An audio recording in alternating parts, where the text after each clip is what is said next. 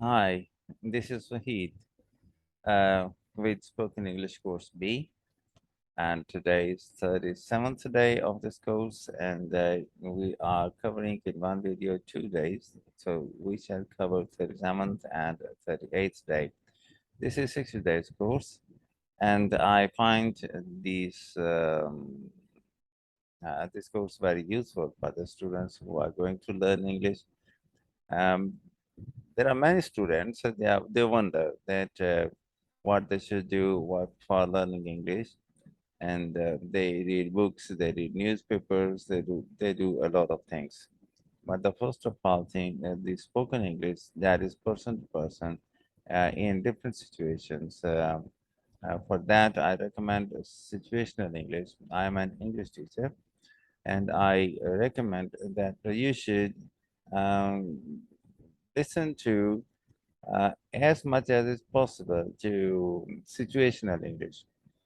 So for this reason, I'm also speaking English to you. This is a course designed by, uh, compiled by the Indians, and uh, it is just improvised for the Pakistanis, because the script that you see on the right and left, that is in Urdu, that is Pakistani language, national language. And if you are in Pakistan, you can easily understand. And most probably, the Pakistanis will avail this course, because those who are already English speaking people, they don't need this. And this is for those who want to speak English, not music continuous, but they should be able to answer some certain questions that express their feelings at some certain situations. Uh, okay, so let's start. Encouragement, and how, when you mean to encourage somebody, so what type of sentences we speak, or I should say phrases, not complete sentences.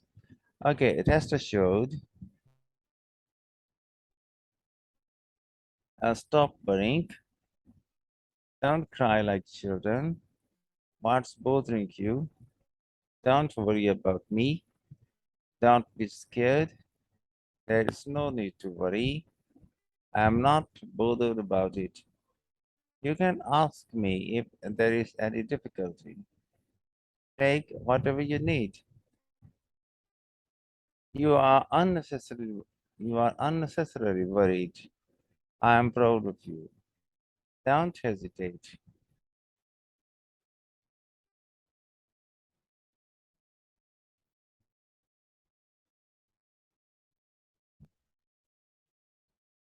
It doesn't matter. So next there are words of consolation. Um, it's a pity. It's very sad. Console him. That's the way things are. It was God's will. We cannot be killed, but cannot be killed must be endured. Okay, sorry. But cannot be killed must be endured. Have faith in God. Misfortune will pass. Okay. Have faith in God. Misfortune will pass. May God give you strength to bear this terrible blow. We offer our condolences. We are deeply grieved at the death of our father. When somebody is angry, annoyance, why haven't you begun the work yet? Why haven't you begun the work yet? Why haven't you started the work yet? Why do you contradict me? Why do you dare, why do you stare at me? You are angry for nothing. You are unnecessarily getting annoyed. You just waste your time. You simply waste your time. Who is to blame? Have I hurt you? What a shame. I couldn't believe that you are not. an honest person. I couldn't believe that you are not an honest person. Whom can I trust? It was not my fault. Actually, it was not a mistake.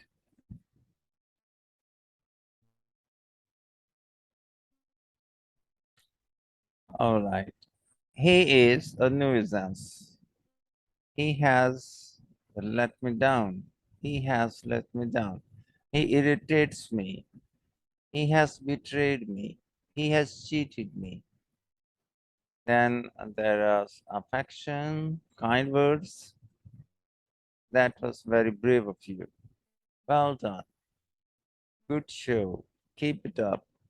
That's wonderful. Your work is praiseworthy. You are so nice. How nice you are. How nice you are.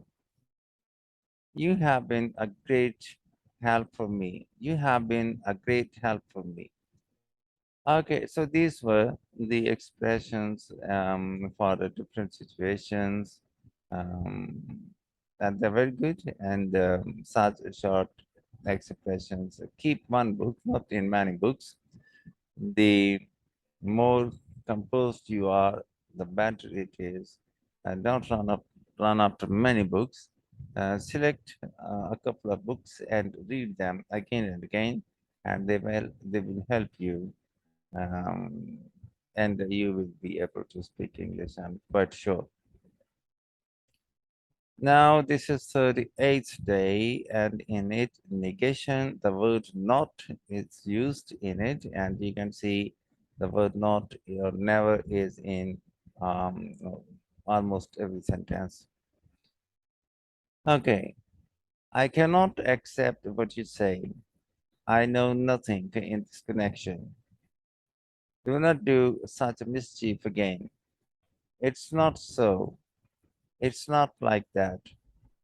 He couldn't manage to get leave. I have no complaints. I do not have any complaints. It's possible.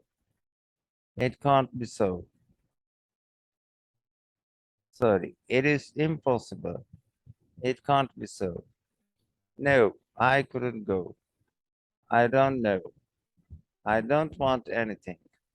Nothing. How can I do this?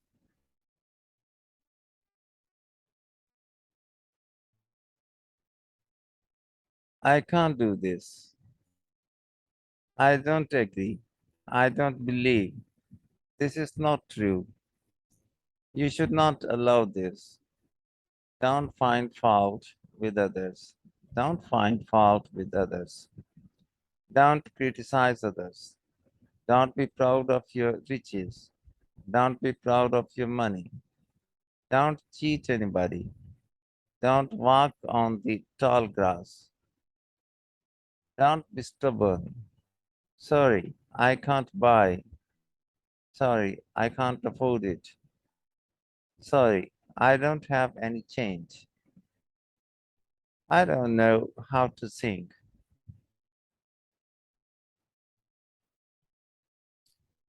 Don't be angry. Don't lose your temper. Don't be rude to anybody. Don't speak harshly with anybody.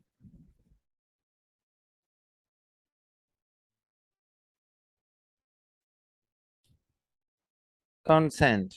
And this sentence express agreeing words or agreeing expressions. So, as you like, as you please, you are right. I have no objection. I don't have any objection. It doesn't matter. It will be so. I agree with you. I am with you. Yes, it's true. I'll follow your advice. I accept your invitation. I give my consent to this. Do as your father says.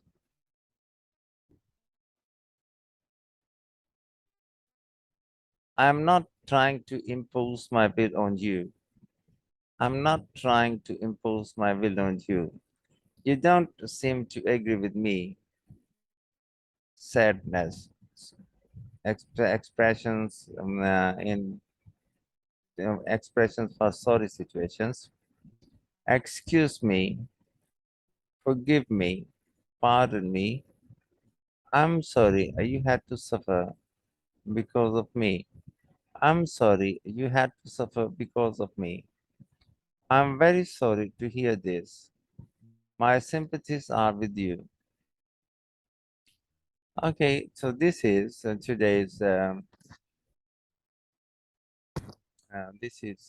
video covering day 37 and 38. And I'm an English teacher. I have different approach to understanding English and speaking English. So uh, how I am different, one way is that I prefer minimum instructions and maximum practice. So if you are going to learn English, you should avoid running detailed instructions so that you don't need that. And the other thing is, I also avoid the terminology. I don't recommend that those who are going to learn English, they should learn a lot of terminology. And that is for the scholars. So one scholar, when talks to another scholar, they can easily understand one another's points and terminology that they are using. I can advocates language that only advocates understand. It's not for everybody. So if you are learning English language, you should not pay so much attention to grammar. Rather, you need to avoid grammar. Grammar is not language. I'm sorry to say, the I'm going running into the concept, universal concept that if you want to learn English, you should learn grammar. And it is to say that grammar is language, but not. It is grammar is not language. And mostly who say so, they themselves don't know what the grammar is. If I have to define it in one sentence, so I usually say that grammar is mainly the proper use of forms. If you are using the proper form of verb is action word. If you are using proper form of action words, then your English is correct. It may be improper, it will carry meaning, and a person will be able to understand.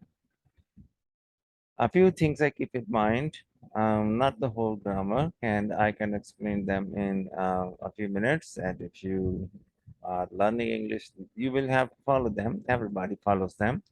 And what is it that everybody who speaks English, he understands? He can easily identify present, past, and future, though he may not be able to explain how he does so. But he follows some certain rules and he pays attention to some certain words. For example, when we say present, let's talk about tenses, and I'll finish it in three lines. Okay, present is, am, are, has, have, s plus one, can. Now, s plus one means I play, I eat, I write, sentences like this. So when you have this type of sentences that is present, so we identify present tense from these words with the help of these words. If you see is, am, are, has, have, s plus one, can, so that is present. In this, say you can see I give s plus one present, am present, uh, you seem, and it is changed into negative, so this is also present, you seem. Excuse me, it doesn't have any person who is doing something, so it doesn't relate to any present, past, and future. Am is present. Had is past. Am is present. Are is present. So from these words, we easily come to know that this is present, and it helps us a lot when we are speaking English. We keep sticking to present and future. Tenses are divided into, there are three tenses, and they are divided into two groups, past and non-past. In non-past, there are present and future. So when we are talking in present, we may use future, but when we are talking in the past, we don't use present, we don't use future, except a few situations when there are universal truths like God is one, or universal truth is also uh, sun rises from the east, sun sets in the west, the earth is round. So these are the universal truths, and we cannot change them. And the other thing is that proverbs, we cannot change them when we are talking even in the past tense. We have to write them as they are. And opinions, when you are talking in the past tense, you certainly begin to give your opinions. Your opinions will be in present tense. All right. Next is inverted commas, speech marks, anything that is in speech marks when you are writing something in the past tense, and you can use present tense if there are speech marks. So this is also. Facts also don't change. For example, America is very big. We cannot say that America was very big. We cannot say this. All right. One more situation. So 4 or 5 situations are this that we can use present in the past. Otherwise, we don't use present in the past. Past means past, and past is was, were, had, s plus two, could, would. If you are using was, were, had, s plus two, could, would, s plus two means the subject followed by second form. Second form is always in past tense. So that is past. Future means will, shall. If you are using will, shall, you are saying, talking about something that will happen in future. So very simple to understand present, past, and future. Present is, am, are, has, have, s plus one, can. Past was, were, had, s plus two, could, would. Future will, shall. And your tenses are complete. Okay. There's no need to learn that indefinite, continuous, perfect continuous types of sentences, imperative, not imperative, all these, that is a waste of time. And it makes your task of learning English more difficult rather than, you see, yeah, for me, I keep it in my mind, and I am pretty well. I don't have any difficulty. I'm using this much of part of tenses for the last more than 30 years, and still I find them the same. I don't have any problem, and I don't think it will be a problem if they are in my mind. Tenses, I am very free about tenses. Now there are some grammar. Grammar, people talk about grammar, learn grammar. And if we ask them what grammar is, they don't know exactly what grammar is. They say it's a set of rules. How many rules are there? Thousands maybe, okay? We cannot learn them each and every. Especially when we are talking in our speeches, we don't need to put a full stop and capital letters or question mark, all this. We do all this with our tones, okay? So listening and speaking, and if you find time, you should also read. These small expressions are here in front of you. You can have a look at that. You can read aloud. Don't read while sitting in the chair. Keep walking when you are learning something, and keep praying to the God. God will guide you as well. Otherwise, you cannot. We say you can you can work hard for success, but you cannot control success. Great saying. No, what I was talking about in grammar. Grammar is mainly the proper use of verb forms, and now you'll ask me what is verb. I was taken from the grammar. Okay, action words. I should say in another way. So grammar is the proper use of um, action word forms of action words. Okay, every action word has 4 forms, and if you need to use first form, you should use it.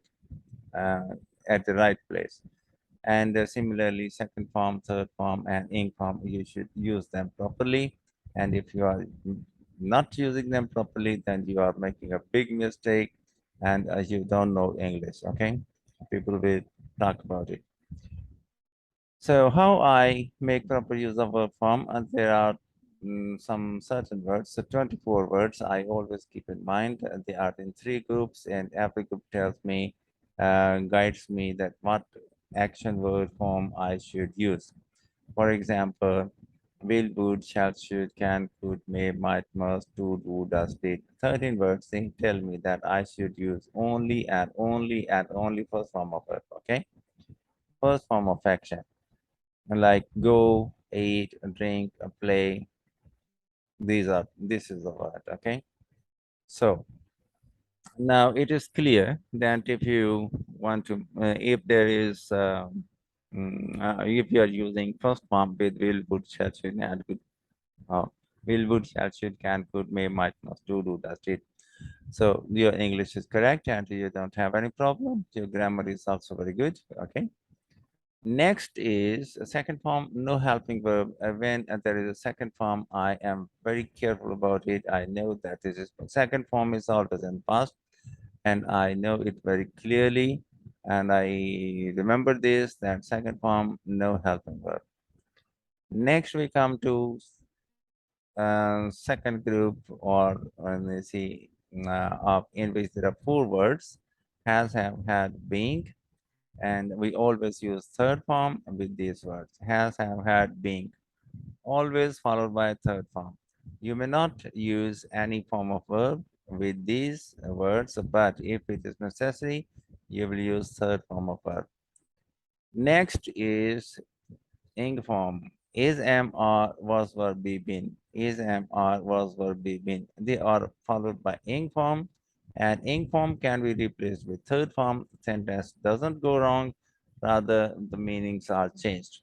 So if you are using third form of verb instead of ing form, it's okay.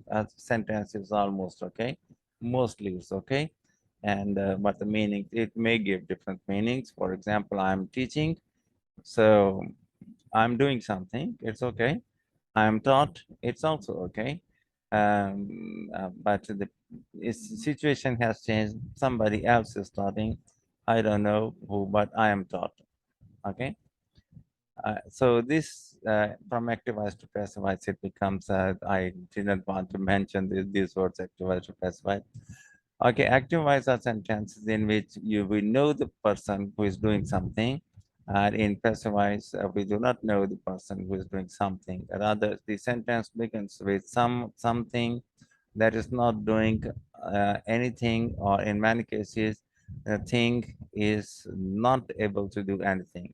For example, the things which cannot move cannot do anything.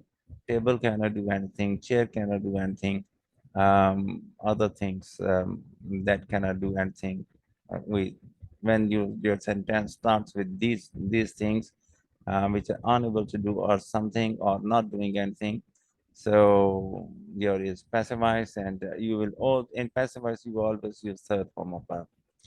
And before this third form, there is, am, are, was, will, be, been. When they are followed by third form, this specifies, that means that we don't know about the person who is doing something.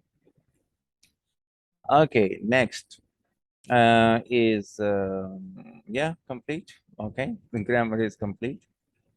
So once again, I say how I control, how I come to know that I should use first form of verb.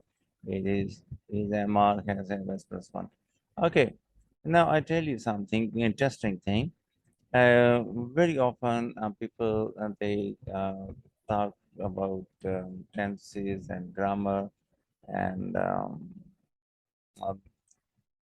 they learn a lot, but still they do not get confidence. And one missing thing is going on. For example, in present tense, in according to the system, we learn four different type of sentences: indefinite, continuous, perfect, and perfect continuous. Okay. I know these grammatical terms, but it's not necessary to teach my students. It's for the scholarly people and those who are making research on this language. This is very good. My video, my speech, this part of my video may be very helpful for them or useful for them. In present tense, we use not four different type of sentences. We use 10 different type of sentences. Five are in active voice form, five are in passive voice form. And the same way, there are 10 different type of sentences that we use in the past, five in active voice form, five in passive voice form. Similarly, not 10 in future, nine in future, five in active voice form, and four in passive voice form. So total they make 29. Now you tell me one thing. And the proper sentences are 29, not 12. We learn four uh, in our present system, conventional system, and we learn four different types of sentences relating to present, four relating to past, four relating to future. So in this way, they make 12. I know 29. So I feel pretty comfortable, and there are many students, so they know only 12 different type of sentences, four in each group, present, past, and future. So here lies the problem. That many students, they are unable to gain any confidence when they speak English, but my case is different. I discovered them, God helped me, God revealed this thing to me, and I wrote them and I practiced them. And I, even today, many years that I am practicing it, I read the books, I find them, that how the words are, how tenses are being used, and I never had any difficulty. There may be a difficulty of ideas, but not of words. And there are many more things why we are not able to understand when we read something. Ideas may be different, expression may be complicated or weak expressions or wrong expressions. For these reasons, we may not be able to understand something, but that's not our fault. If something is said properly, then we don't have any problem. Okay. Mostly, I have also noticed that the proper sentences, I mean to say, which belong to present, past, and future, um, people do not use that many. And but out of 29, knowing only 12, that's not good. And this, what I should say, deficiency will always go with the students. Now, you may disagree with me. Okay, it's all right. You have the right. But the thing is that you will agree that there are four different types of sentences in present and four in the past, four in the future. And I'm sorry to say you don't know. There are 10 different types of sentences, five in activized form, five in passivized form. And if you are still learning English and if you still are looking for confidence, so this is because you know fewer sentences. Out of 29, you know only 12. So that is why your confidence is not building. And one more thing I must tell you here. Very interesting. Maybe in being three words, the most complicated words and the most confusing words, you can find them in present, you can find them in past, you can find them in future. So for this reason, and they modify, they change everything what we have learned, what we are so decisive about. So for this reason, the way I find them most complicated and problematic, I should say. The real problem, the root cause problem are be, been, being. If somebody is using them properly, we immediately come to know the person is okay, his English is okay, and so we can give him the certificate. But most probably, a person will avoid be, been, being, or he will make wrong use of be, been, being. Mostly avoid. People that don't like to talk about be, been, being. Okay, so if you are learning English, you should always keep this thing in mind that be, been, being. Where there is be, been, being, there may be a problem. In English language, if there were not these three words, be being if they were not in English language, you won't be needing any teacher, okay? And I personally sometimes jokingly I say there would be no English teacher if there was no be being. So I just wanted to mention it that these are the most difficult words, and other things is MR was they don't make problem, okay? And we acquire has, have, had doesn't make problem. So will, would, shall, should, can, could, may, might, must, do, does. They don't make a problem, and we can easily become familiar with that. But when there is will be being, will have been, so sentences become difficult and difficult to handle, difficult to understand, difficult to manage. So your enemies are being are your enemies, and you should pay maximum attention to them when they are used. Most probably, there will be difficulty. I have a method that how we can overcome them, and here in this video, I can explain each and everything to you. So if you would like to join online class, my telephone numbers are there. So this is my telephone number, and the some you see Pakistan language spoken English is written. You may not be able to read it. I'm in Pakistan, Barrier Town, Lahore, and my telephone number is 030146046168. So should you be needing any help, you can call me 24/7. It's no problem. Um, but don't if you are giving me a phone call in the middle of night, and so you please be brief. And if I am in class or somewhere or working somewhere, you can call me, but don't drag me into detailed conversation. I will not. For that, you need a session, and then we can satisfy all your queries. All right. So once again, my telephone number is 030146046168. You can join me online, and if you are far away from Lahore, Baritown, Pakistan, and if you are within this area, you can join me in the academy in Baritown. So you can have appointment with me. I can tell you, and then you can come and we can start studies. Next is home tuition in this area. If you are between Barrier Town and Ismail on this road, okay. So we can also, I can also arrange home tuition for you. Maybe personally, I will do this, and that is home tuition services also available.